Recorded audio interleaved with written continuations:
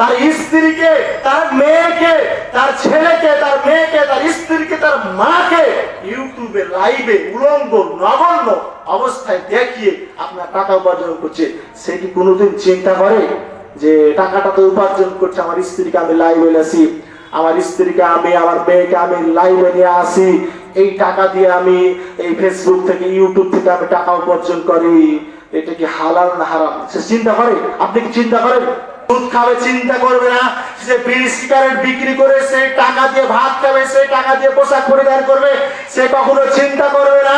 সে তার স্ত্রীকে, মেয়েকে লাইভে এসে নগণ্য অবস্থায় তার শরীর দেখিয়ে, তার চেহারা দেখিয়ে টাকা উপার্জন করবে, সে চিন্তা করবে না। রাসূল সাল্লাল্লাহু আলাইহি সাল্লাম এই ব্যাপারে বলছেন, লা ইয়াদখুলুল জান্নাতা জাসাদুন গুদিয়া বিল হারাম। রাসূল সাল্লাল্লাহু আলাইহি সাল্লাম বলছেন, লা ইয়াদখুলুল জান্নাতা, সে ব্যক্তি জাহান্নাম, সে ব্যক্তি জান্নাতে যাবে না। জাসাদুন গুদিয়া বিল হারাম, হারাম ভক্ষণকারী শরীর কখনো জান্নাতে প্রবেশ করবে না।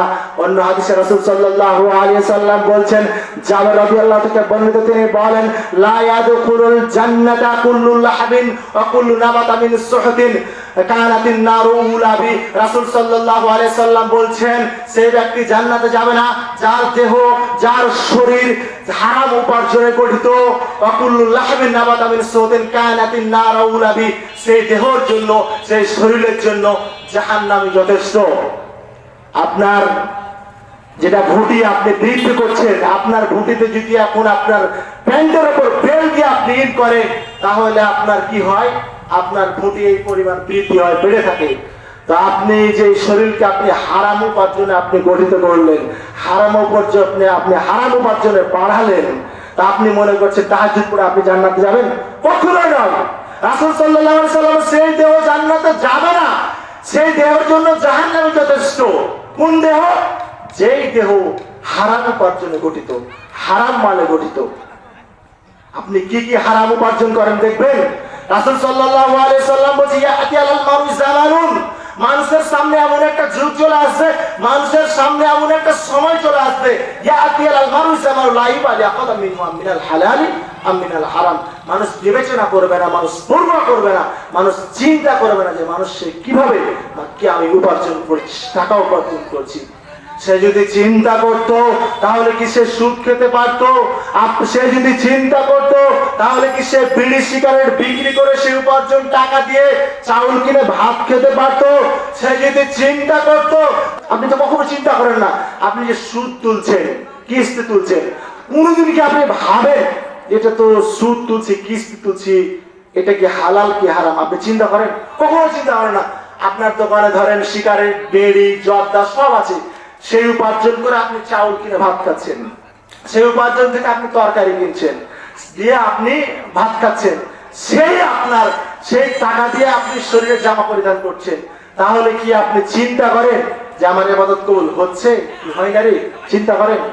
রাসূল সাল্লাল্লাহু আলাইহি সাল্লাম বলছেন, সে এমন একটা যুগ চলে আসবে, সে চিন্তা করবে না সে কিভাবে টাকা উপার্জন করছে। সেই সময়টা হচ্ছে, সেই যুগটা হচ্ছে এখন। সম্মানিত উপস্থিতি, আপনি হারাম খান, আপনি হারাম ভক্ষণ করেন, আর আল্লাহর কাছে দোয়া করেন যে আমার দোয়া কেন কবুল হয় না, আমার প্রার্থনা করতে কবুল কেন হয় না, আমার একটা অসুখ হয়েছে, অনেক দিন থেকে আমি আল্লাহর কাছে প্রার্থনা করছি, তাহাজ্জুদ পড়ে দোয়া করছি, আমার আল্লাহ দোয়া কেন কবুল করে না, আমি তাহাজ্জুদ রেগুলার পড়ে আল্লাহর কাছে দোয়া করি, কেন দোয়া কবুল হয় না? বলেন তো, হারাম ভক্ষণ করলে দোয়া কবুল হয়? হারাম খাবেন আর আপনি দোয়া করবেন, দোয়া কি কবুল হবে? কখনো নয়। রাসূল সাল্লাল্লাহু আলাইহি সাল্লাম বলছেন,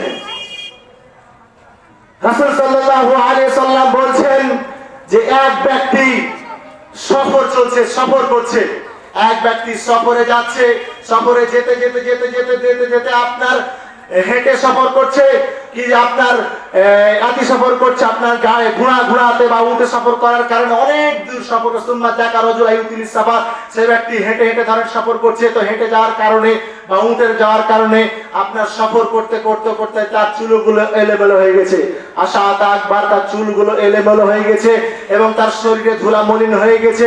ইয়ামুদ্দু ইয়াদাহু ইলাস সামা, ইয়া রাব্বি ইয়া রাব্বি, এমতো অবস্থায় কাবার গিলাফ ধরে আল্লাহকে বলছেন ইয়া রাব্বি ইয়া রাব্বি, আল্লাহকে ডাকতেছেন, হে আমার প্রতিপালক, হে আমার রব।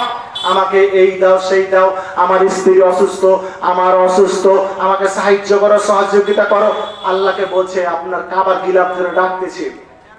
রাসূল সাল্লাল্লাহু আলাইহি ওয়াসাল্লাম বলছেন যা মাতা আমু হারামুন, যা সে পান করে তা হারাম। মালবাসু হারামুন, যা তা যে পোশাক পরিধান করে সেটা হচ্ছে হারাম।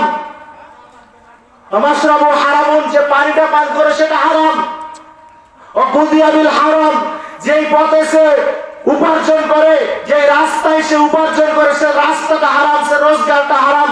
আল্লাহ ইস্তাজাবুল তালিক, তার দোয়া তার প্রার্থনা কেমনে কবুল হতে পারে, সে কেমন করে নিশ্চিত হলো তার দোয়া কবুল হবে, সে কেমনে ভরসা করলো সে হারাম খাবে, হারাম খাদ্য পান করবে, হারাম পোশাক পরিধান করবে, হারাম পথে উপার্জন করবে, সে আপনার ব্রাকে চাকরি করবে, সে কিস্তির এনজিওতে চাকরি করবে, সে আপনার এগুলো ব্যাংকে চাকরি করবে, ব্যাংকের ম্যানেজার, সে ব্যক্তি সুদ খাবে, বিড়ি সিগারেট বিক্রি করে উপার্জন করবে, তার স্ত্রীকে তার বেহায়লা পরনায় তার স্ত্রীকে নগণ্য অবস্থায় দেখিয়ে সে টাকা উপার্জন করে সে আল্লাহর কাছে দরবারে বলবে, তাহাজ্জুদের আদায় করে রব্বি রব্বি, আমার প্রতিপালক আমাকে এই দাও সেই দাও। সে কেমনে চিন্তা করে তার দোয়া কবুল হবে? কখনোই নয়।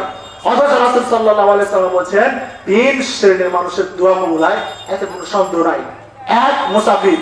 দুই, আপনার পিতামাতার সন্তানের জন্য দোয়া করে। দুই হচ্ছে মাজলুম। এই তিন শ্রেণীর ব্যক্তি যদি দোয়া করে, দোয়া কবুল হওয়ার ব্যাপারে কোনো সন্দেহ নাই, দোয়া কবুল হতেই হবে। এই মুসাফিরকে দেওয়া উদাহরণ দিলেন যে হারাম যদি খায় এরপর তার দোয়া কবুল হবে না।